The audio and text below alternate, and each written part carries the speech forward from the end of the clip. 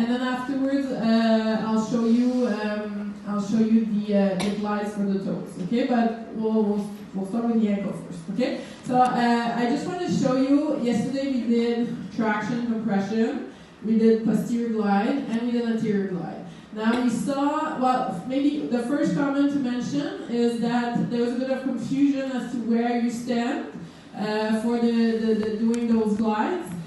It doesn't matter. You can stand on the lateral side, or you can stand on the inside of the foot to do the gliding. Okay, but what we want you to do though is if you're going to stand on the lateral side of one foot, we want you to stand on the lateral side of the other foot. So you feel, because I mean, if you're doing it there and then you go there, you're not going to be close enough. You're not necessarily going to have the right positioning.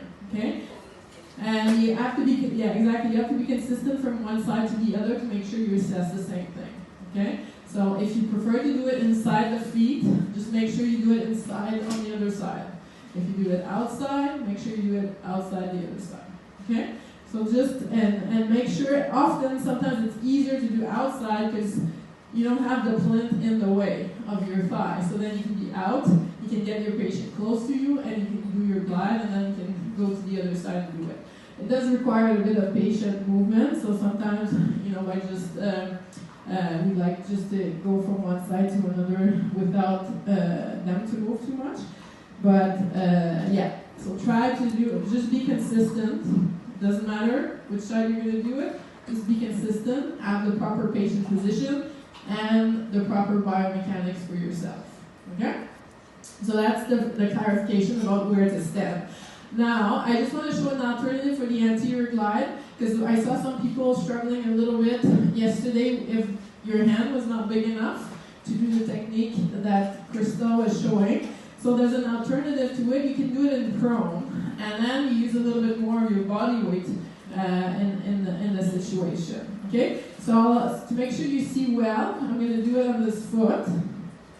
Okay, and I'm going to just move a little bit her leg. I wouldn't do that normally, but for camera purposes, I'm going to do it this way. Yeah.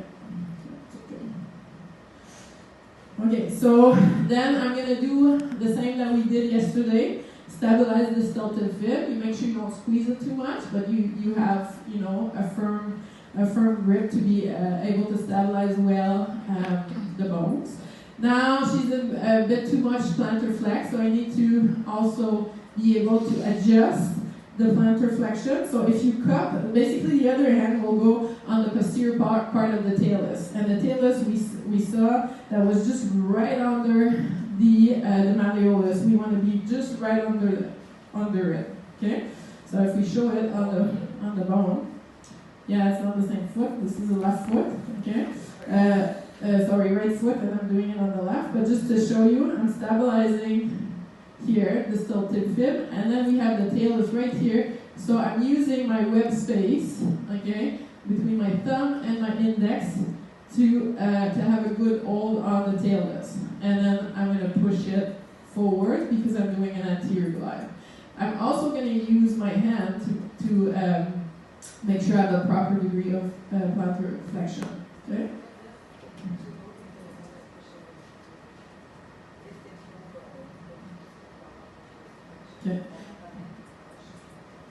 Okay, so two things. If you're too low, Crystal was mentioning that, well, first of all, if you're too low, you're not going to be in the right bone, okay? And you're also going to create some dorsiflexion as you do the motion.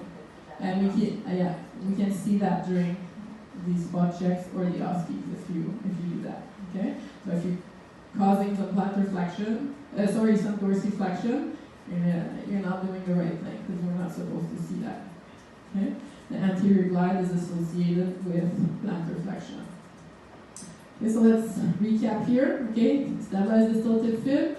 My web space on the posterior part of the talus. I make sure I use the rest of my hand to go into that right position. And then from there, I'm going to push and do my assessment.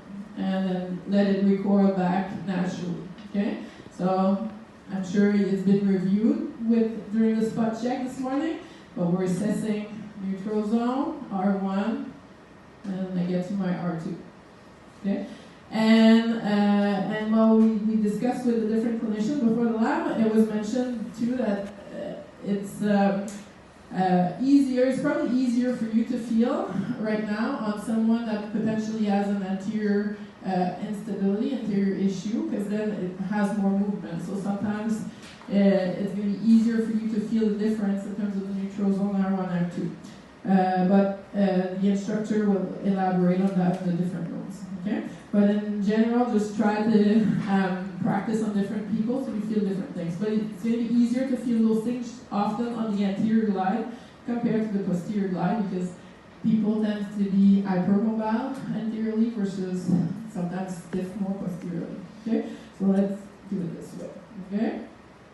And so now I'm going to have her turn around.